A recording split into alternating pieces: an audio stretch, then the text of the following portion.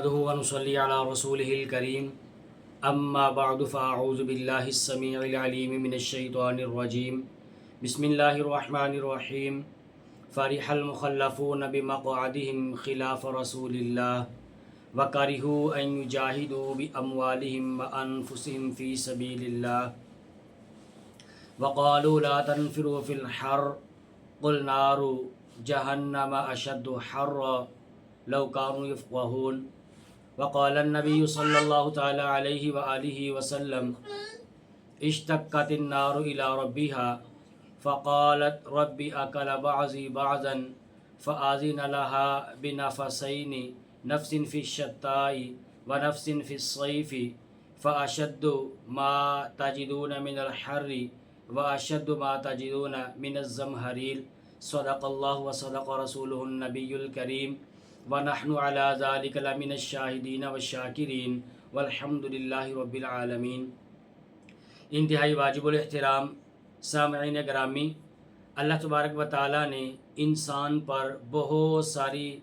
رحمتیں، بہت ساری نعمتوں کا نزول فرمایا ہے۔ انہی نعمتوں میں سے ایک نعمت موسموں کی تبدیلی ہے، موسموں کا رد و بدل ہے، دنوں رات کا رد و بدل ہے، اور اسی طرح کبھی موسم گرما، کبھی موسم سرما، کبھی تو موسم خزاں اور کبھی موسم بہار ہے۔ چونکہ اب موسم گرما اپنے عروج پر ہے، گرمی کی شدت اور گرمی کی حرارت یہ مجھے اور آپ کو بلکہ ہر ایک ذی نفس کو جو ہے وہ تڑپا کر رکھ رہی ہے۔ تو آج کی نشست میں موسم گرما کے لحاظ سے چند ایک مسائل کا تذکرہ کرنا مقصود ہے۔ پروردگار عالمین سے دعا ہے کہ اللہ تبارک و تعالیٰ میری زبان پہ کلمہ حق جاری فرمائے، اور تاکہ ہمیں ان مسائل کا علم ہو اور ہم انہی مسائل کے مطابق ہی اپنا شب و روز بسر کر سکیں۔ عزیزان گرامی، صحیح بخاری اور صحیح مسلم کی روایت ہے، سیدنا ابو ہریرہ رضی اللہ تعالی عنہ فرماتے ہیں کہ اشتقت النار الی ربہا، رسول اللہ علیہ والسلام نے ارشاد فرمایا کہ جہنم نے اللہ تبارک و تعالیٰ سے شکایت کی، جہنم نے اللہ تبارک و تعالیٰ سے یہ شکایت کی۔ فقال ربی اکل بعضی بعضا، اسے کہا کہ الہ العالمین میرا بعض حصے کو یہ کھاتا جا رہا ہے۔ فآذن لها بنفسین، پھر اللہ تبارک و تعالیٰ نے اس کو دو سانس لینے کی اجازت دے دی، ایک سانس لینا یہ سردی میں اور دوسرا گرمی میں۔ ہم جو دیکھتے ہیں سردی کی شدت ہوتی ہے اور گرمی کی بھی شدت ہوتی ہے، یہ اصل میں جہنم جو ہے یہ دو سانس لیتی ہے، ایک سانس لیتی ہے گرمی کے موسم میں اور ایک سانس لیتی ہے تو یہ سردی آ جاتی ہے۔ اور اسی طرح آپ علیہ والسلام نے یہ بات ارشاد فرمائی ہے۔ تو دیکھیں جہنم جو ہے وہ جہنم اپنے بعض حصے سے پناہ مانگ رہی ہے، اس قدر وہ شدت والا گھر ہوگا اور اس قدر وہاں پر گرمی ہوگی اور اس قدر وہاں پر برے حالات ہوں گے۔ عزیزان گرامی، آج گرمی کا موسم شروع ہونے سے پہلے ہی میں اور آپ اپنا بندوبست کر لیتے ہیں۔ بندوبست کس انداز سے کرتے ہیں؟ ہم اپنے پنکھوں کو ریپیئر کروا لیتے ہیں، بعض نئے پنکھے لگواتے ہیں، بعض اے سی وغیرہ کا انتظامات کرتے ہیں، ایئر کنڈیشن کا انتظام کیا جاتا ہے۔ موسم گرما کے مطابق اپنی ضروریات، اپنی اشیاء، اپنے لباس کا، اور غرض یہ کہ مشروبات اور جتنی بھی یہ موسم گرما کی ضروریات ہوتی ہیں، ہم ان گرمی کے آنے سے پہلے ہی اپنی ضروریات کو پورا کر لیتے ہیں۔ اب سوال یہ پیدا ہوتا ہے میرے اور آپ کے لیے، ہر شخص کے لیے، کہ دیکھیں کہ کیا اب آگے مجھے اور آپ کو قیامت کا اور میدان محشر کا اور یہ قبر کا مجھے اور آپ کو سامنا کرنا پڑے گا۔ کیا میں نے اور آپ نے قبر کی تیاری کر رکھی ہے؟ جیسے دنیا میں رہتے ہوئے ہم نے گرمی سے بچنے کے لیے سارے انتظام کر رکھے ہیں، یہاں پر کمرہ بھی بڑا ہوگا، یہاں پر ایئر کنڈیشن کا انتظام کیا گیا، یہاں پر پنکھوں کا انتظام کیا گیا، یہاں پر اے سی کا میں اور آپ انتظام کر لیتے ہیں، یہاں پر لائٹنگ کا انتظام کر لیا جاتا ہے، یہاں کھلی ہوا میں رہا جاتا ہے، چھت کے اوپر جا کر کے لوگ رہتے ہیں یا بڑے کمروں کے اندر لوگ رہتے ہیں۔ تو عزیزان گرامی، آگے آنے والا جو گھر ہے، جس گھر سے مجھے اور آپ کو ہر شخص کو سامنا پڑنے والا ہے، کہ وہ گھر روزانہ پکار کر یہ بات کہتا ہے کہ میں گرمی کا گھر ہوں، اپنے لیے انتظام کر کے آنا، میں وحشت کا گھر ہوں، میں کیڑے مکوڑوں کا گھر ہوں، یہ روزانہ قبر اس چیز کا جو ہے وہ اعلان کرتی ہے، تو کیا عزیزان گرامی میں نے اور آپ نے اس گھر کے اندر جس میں داخل ہونا ہے،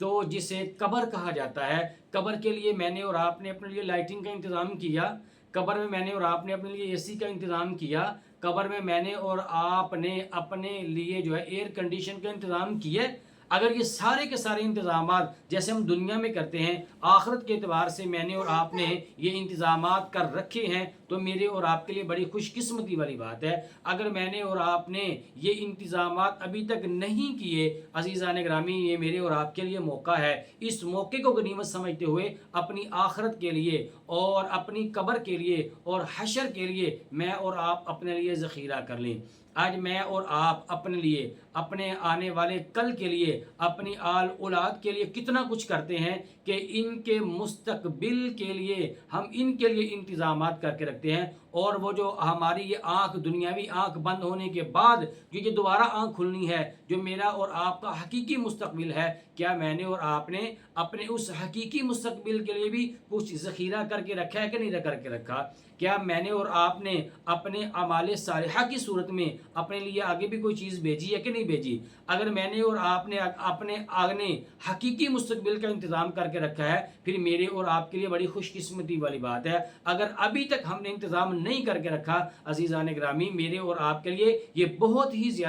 زیادہ فکر مندی والی بات ہے۔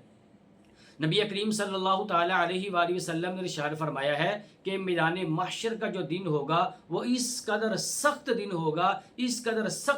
ہوگا، آج میں نے اور آپ نے سورج کو دیکھا کہ وہ لاکھوں میل کی دوری پر ہے، کل میدان محشر میں یہی سورج، یہ آنکھ کے اندر سرما ڈالنے والی جو سلائی ہے، اس سلائی کی مقدار میں ہمارے اتنا سر کے اوپر ہوگا، تو ہم اس کو لاکھوں میل کی دوری سے میں اور آپ برداشت نہیں کر پا رہے۔ اگر یہ بالکل ہی ہمارے قریب ہوگا، میں اور آپ اس کو کس طرح برداشت کریں گے؟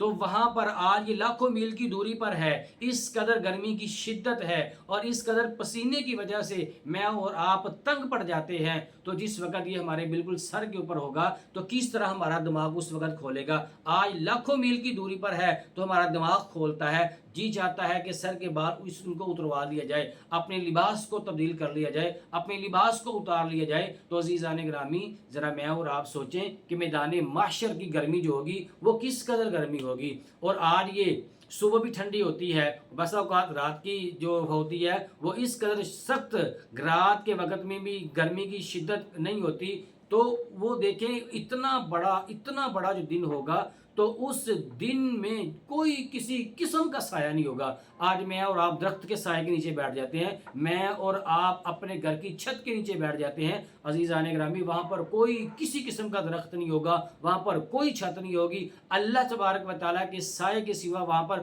کسی قسم کا سایہ نہیں ہوگا۔ نبی پاک صلی اللہ علیہ وآلہ وسلم نے ارشاد فرمایا، بعض لوگ ایسے ہوں گے جو میدان محشر میں اپنے ہی پسینے کے اندر ڈوبے ہوئے ہوں گے، بعض لوگوں کا پسینہ ان کے ٹخنوں تک ہوگا، بعض کا پسینہ ان کی پنڈلیوں تک ہوگا، بعض کا پسینہ ان کے ٹخنوں تک ہوگا، بعض کا پسینہ ناف تک ہوگا، اور بعض کا پسینہ اس کے سینے تک ہوگا۔ بعض لوگ ایسے ہوں گے جو ان کا ہونٹ اور ان کے ناک، ان کے کان، غرض یہ کہ سارے کا سارا اپنے پسینے کے اندر وہ آدمی ڈوبا ہوگا، اور وہیں پر اپنے پسینے کے اندر ہی وہ شخص غوطے کھا رہا ہوگا۔ اس لیے عزیزان گرامی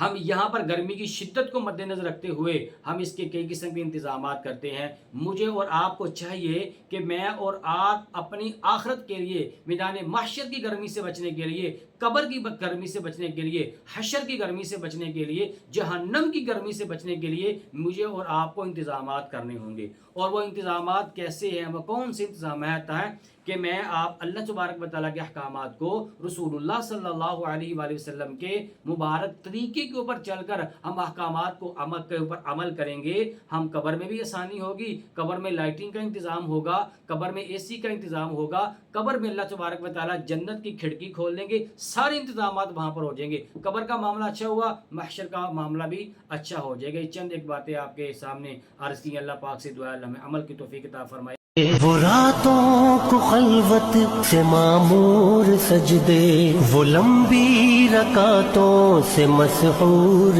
سجدے، وہ سجدے محافظ مددگار سجدے، غموں کے مقابل عطردار سجدے۔